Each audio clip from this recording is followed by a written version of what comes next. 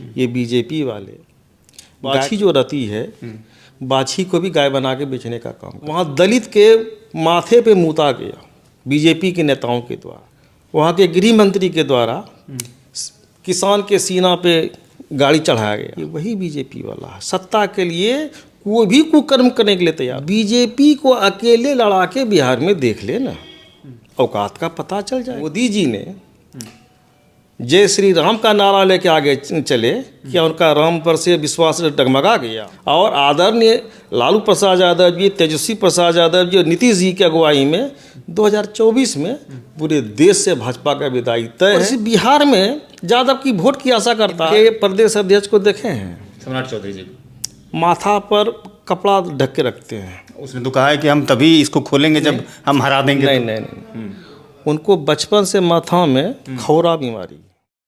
गोवर्धन पूजा के दिन बापू सभागार पटना में यदुवंशी सम्मेलन समारोह रखा गया और इसकी अध्यक्षता केंद्र में राज्य मंत्री रहे, गृह राज्य मंत्री रहे नित्यानंद राय ने की, जिसमें यह दावा किया गया कि लालू के राज में यादवों का हित नहीं हुआ। बिहार में लालू के राज में यादवों को केवल 1.4% नौकरियां हैं, कहीं विधायक नहीं है, कहीं सांसद नहीं है, कुछ भी नहीं है।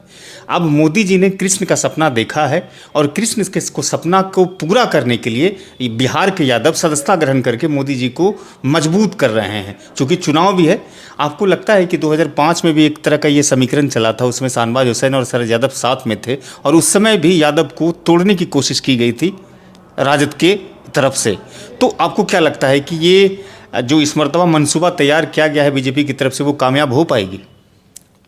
वो नहीं हुआ है, कभी नहीं होगा। बात रही 13 नवंबर को गोवर्धन पूजा की जी, जिस नित्यानंद राय जी बोल रहे हैं कि बापू सभागार में पूरे बिहार से कई हजार यादवों की भीड़ जुटी थी, सदस्यता लिया था। तो हम उस पर कहना चाहेंगे कि पूरे बिहार में जितना भी जनसंख्या है उसमें 14+ यादव की आबादी है। बिल्कुल। तो 21,000 कितना प्रतिशत हुआ। और बापू सभागार की कैपेसिटी क्या है। ये बीजेपी वाले गाय के बछड़ा को, बाछी जो रहती है, बाछी को भी गाय बना के बेचने का काम करती है। अच्छा, क्षमता कितनी है बाबू सभागार की, आप ये बताइए? 4,000 के लगभग।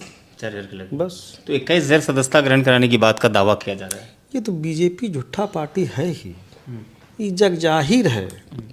जिस जीतन राम मांझी को आज लेकर हाय तोबा मचा रहा है लोग दलित वोट को आकर्षित करने के लिए, इसी के पार्टी की सरकार मध्य प्रदेश में थी और वहाँ दलित के माथे पे मूता गया बीजेपी के नेताओं के द्वारा। बिल्कुल। किसानों के रैली में वहाँ के गृह मंत्री के द्वारा किसान के सीना पे गाड़ी चढ़ाया गया।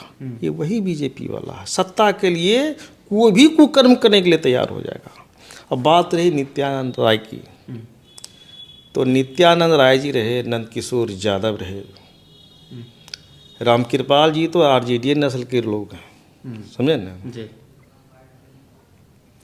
तो ये लोग बीजेपी को अकेले लड़ा के बिहार में देख लेना, औकात का पता चल जाएगा।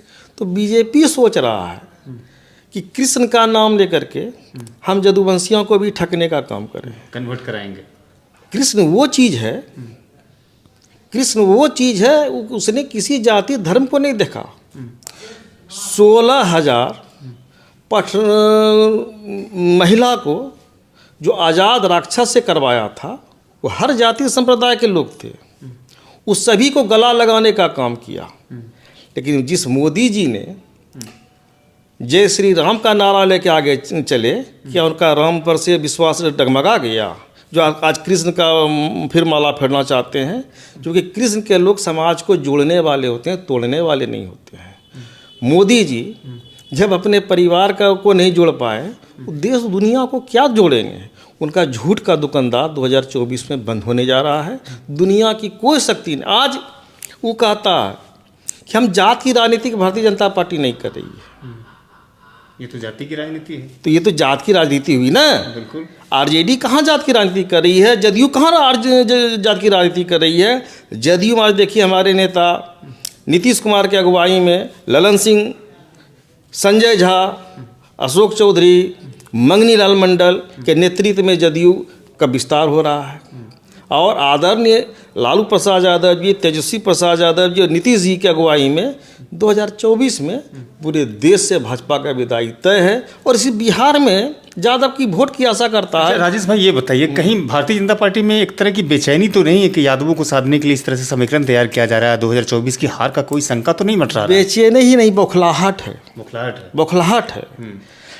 इनके प्रदेश अध्यक्ष को देखे हैं, सम्राट चौधरी जी, माथा पर कपड़ा ढक के रखते हैं। उसने तो कहा है कि हम तभी इसको खोलेंगे जब हम हरा देंगे। नहीं नहीं नहीं, उनको बचपन से माथा में खौरा बीमारी है। अच्छा, उसी चीज़ को छिपाने के लिए बोल रहे हैं नीतीश जी। अरे कोई आदमी किसी को हरा के पगड़ी बांधता है, ये बगैर हराए बने हैं। और ये कह रहे हैं कि हम जिस दिन हरा देंगे उस दिन पगड़ी खोलेंगे। अब बोलिए, जब पहले ही वो हार कबूल कर लिए तब ना पगड़ी खोलने के लिए वो तैयार हैं। बिल्कुल। इसलिए नीतीश जी जब तक इस देश में और लालू जी जिंदा हैं, भाजपा का दाल गलने वाला नहीं। बौखलाहट है, बरमाहट है। जो दलित जीतनराम मांझी को लेकर के अभी बीजेपी वाला हैतोबा मचा रहा है, वही बीजेपी वाला जीतनराम मांझी के मुख्यमंत्री के कार्यकाल में जब मंदिर घुसा तो मंदिर को गंगा जल से धुलवाया गया।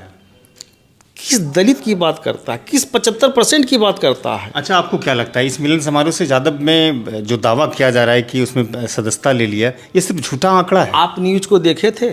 उस मंच के बगल में ही एक यादव समुदाय के ही कोई वृद्ध आदमी, तो उनसे पूछा गया कि आप इस सभा में आए, क्या लालू जी को छोड़ के आए हैं? वो बोले मरते दम तक नहीं छोड़ेंगे।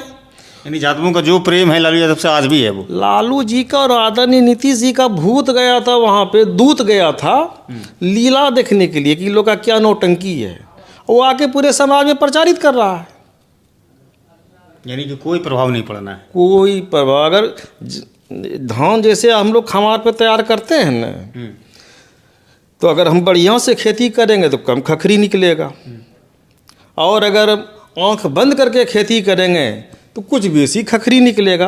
तो खखरी का कोई वजन रहता है। अच्छा, अभी तो नित्यानंद राय कह रहे हैं कि बिहार यादव में जो है भय के माहौल में रह रहा है, उसको सरकारी नौकरी नहीं मिली है, वो अधर्मों की लड़ाई में शामिल हो गया है। लालू यादव बहुत ही गलत तरीके से यादवों को अलग रास्ते पर लेकर के जा रहे हैं। उसको अमित शाह ऊपर चारा घोटाला का कुछ दिन पहले कार्यक्रम में अमित शाह ने नित्यानंद राय को धक्का मार के पीछे कर दिया था कि तुमको क्यों गृह राज्य मंत्री बनाया है और तुमको प्रदेश अध्यक्ष भी बनाया, तुम यादव को एकत्रित नहीं कर पाया।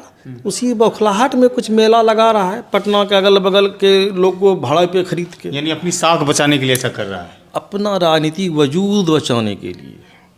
और बीजेपी को आज मध्य प्रदेश में चुनाव हो रहा है, बिल्कुल, लेकिन आदरणीय प्रधानमंत्री जी जिस मंच पे जा रहे हैं नीतीश कुमार का नाम ले रहे हैं।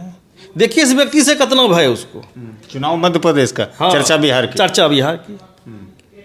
तो ये बौखलाहट है, बौखलाहट, छटपटाहट, सब कुछ है। आपको क्या लगता है कि 24 में किसी भी सूरत से मोदी जी आ नहीं रहे हैं? नहीं, बिल्कुल ये तय। महागठबंधन की इंडिया की सरकार होगी। और अभी देख रहे हैं कि जब से इंडिया गठबंधन हुआ है, इंडिया की टीम एक भी खेल नहीं हार रही है। 10 मैच लगातार जीत ली भारतीय टीम और फाइनल में प्रवेश कर गई। यही इंडिया की पहचान है ना, यही 2024 में भी होने वाला है। ये एक सुखबुगाहट है। ये सुखबुगाहट है। आज महागठबंधन के लोगों को जाति कास्टिज्म की राजनीति करते देखें कहीं, कोई रैली या कुछ भी करते हुए? लेकिन ये बीजेपी वाला कभी पटेल सभा, कभी कुशवाहा सभा, कभी यादव सभा। अरे यादव का देखो महासभा है बिहार में, उस महासभा के गेठों लोग गए। दूसरा सवाल आने की क्या जरूरत है? कौन सभा की जरूरत है? यादव जागृति मंच का कोई कमेटी बनाया है बीजेपी वाला अभी तक क्या? हम पूछना चाहते हैं प्रदेश अध्यक्ष, उसके राष्ट्रीय अध्यक्ष आदरणीय नरेंद्र मोदी से, यादव जागृति मंच का या कृष्ण भगवान का कोई मंच का एक कमेटी बनाया है क्या बीजेपी वालों ने? जैसे गिदरवा को गाँव में जाड़ लगता है, हुआ करता है, तो 2024 का जाड़ को दे करके बीजेपी वाला हुआ करना शुरू कर दिया है। ये केवल एक तरह का हुआ है जिस तरह गिदर करता है। जी शुक्रिया राजेश जी, बातचीत करने के लिए बहुत बहुत धन्यवाद। तो ये राजेश राणा थे जो बिहार जेडीयू के पॉलिटिकल एडवाइजरी के वरिष्ठ मेंबर हैं। उसने कहा कि कृष्ण भगवान यादवों के साथ है और यादव लालू जी और नीतीश जी के साथ है। 2024 की सुगबुगाहट, डर की सुगबुगाहट है भारतीय जनता पार्टी के पास, इसलिए वो कभी पटेल सभा तो कभी यादव सभा तो कभी कुशवाहा सभा, ये तमाम तरह की सभाएं लगाई जा रही है। नीतीश कुमार के नेतृत्व में एक अच्छी सरकार चल रही है बिहार में और पूरी तरह से ये तय हो चुका है कि 2024 में केंद्र में सरकार बदलेगी और इंडिया की जिस तरह की टीम अभी वो पराजय है, उसी तरह से 2024 में इंडिया की वहाँ पर जीत होकर एक नई सरकार देश को प्रगतिशील राह पर लेकर के जाएगी। ये बातचीत कैसी लगी, आप क्या सोचते हैं यदुवंशी सम्मेलन समारोह को लेकर के, आप अपनी टिप्पणी मुझे यूट्यूब और फेसबुक पर दे सकते हैं। मैं आपसे इसी तरह के दूसरे वीडियोज़ में मिलता रहूँगा। आप लगातार अपडेट्स के लिए हमारे चैनल को सब्सक्राइब कर लीजिए और फेसबुक पर जो पेज है उसे फॉलो और लाइक ज़रूर करिए।